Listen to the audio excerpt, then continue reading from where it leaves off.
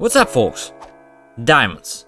Diamonds have changed since I posted my last rank up video. Like, a lot. Decision making has been brought to another level, but did those things make them better? That's what we're going to see today. It's not like only they have changed the gameplay. MMRs have moved to another spot too, so I have to see what actually changed during this process.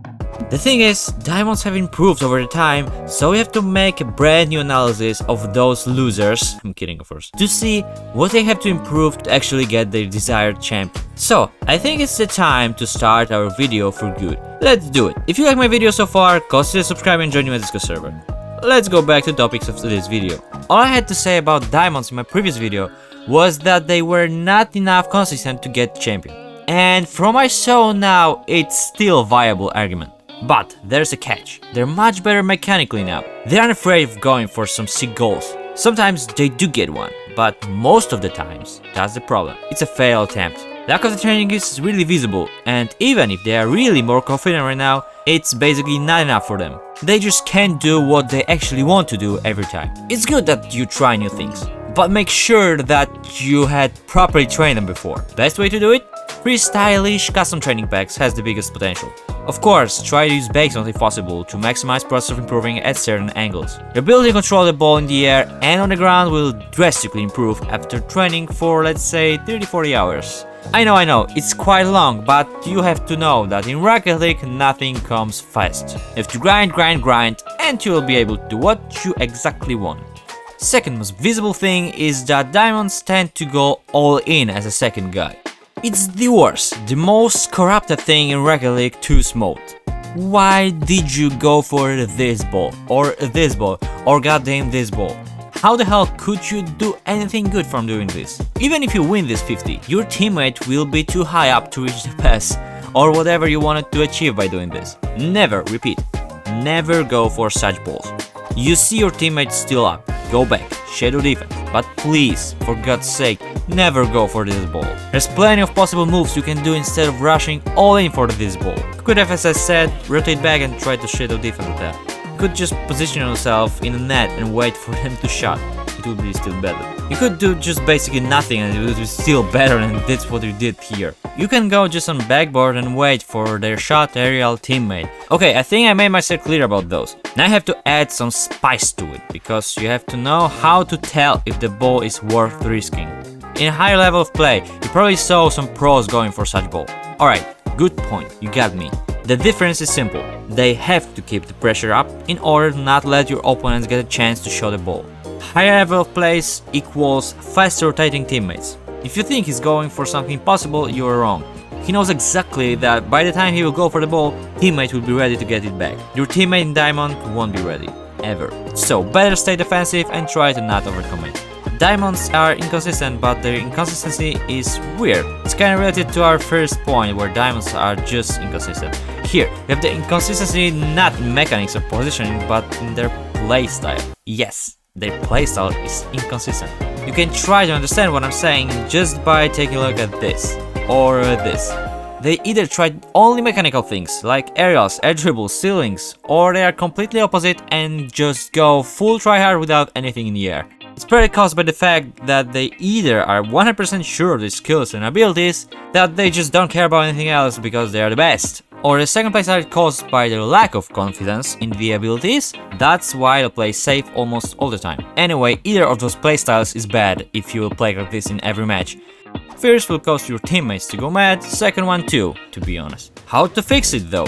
It's really hard to change your playstyle, so let's just pretend you are one of them. First, you have to look at your replays and decide whether you go for freestyle things too much or you keep on defending with no aggression in your playstyle. Second, if you are playing too aggressively, try to stop for a moment sometimes. Just see what's going on the field and then react. Try to slow down your decision making.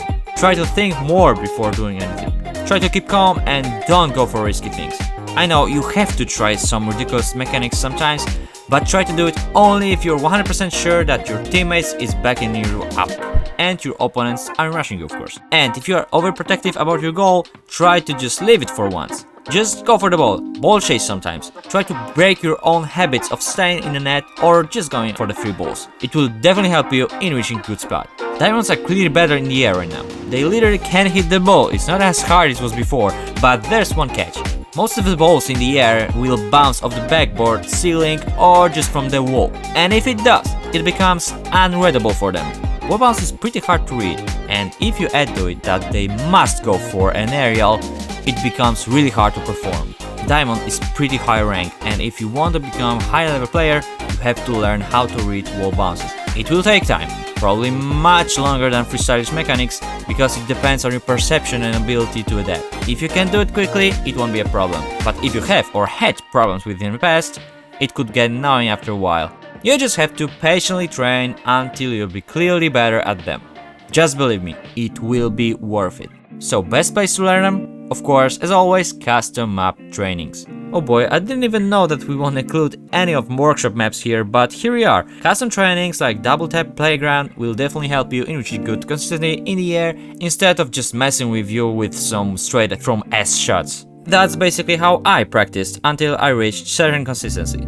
I'm only talking about their mistakes, about their weaknesses, but it's not that simple. They got better at some points, for example dribbling, but they still lacking in other abilities. Last but not least ability that they lack is awareness. What does it mean? Is that they got better mechanically, but now they don't know where anything is. They don't see anything, neither the teammate, the ball, opponents. They don't know where the play is right now. They go around the field and praying for the ball to be in a good spot for them, or them to be a good spot in relation to the ball. Otherwise, they are screwed up. Of course, it's not that bad as I've said, but you get the point. Awareness, looking around you during game, is as important as mechanical gameplay. You have to take care of your position on the field as well as others' position. You have to understand why you are in a certain spot, why they are in some spots, just to know what to do in this position, for example. How to train that? You have to just watch your replays to see your mistakes. It's easy. Play a replay in, let's say, 50% of speed and set camera on you. Just see what you were doing through your old eyes. Playing it in slow mode will let you consider if your vision is enough to decide well in order to score a goal or just get a nice save. That's really everything you have to train. Okay folks, I guess everything I wanted to tell you about Diamond rank. It really got better, so this video is crucial in case of you ranking up to a champion, because if Diamonds got this better, champions are incredible for sure. So if you like this video, like it, subscribe to my channel. Motivates me a lot to make more videos with better quality. Remember, it's only a game. Bye bye.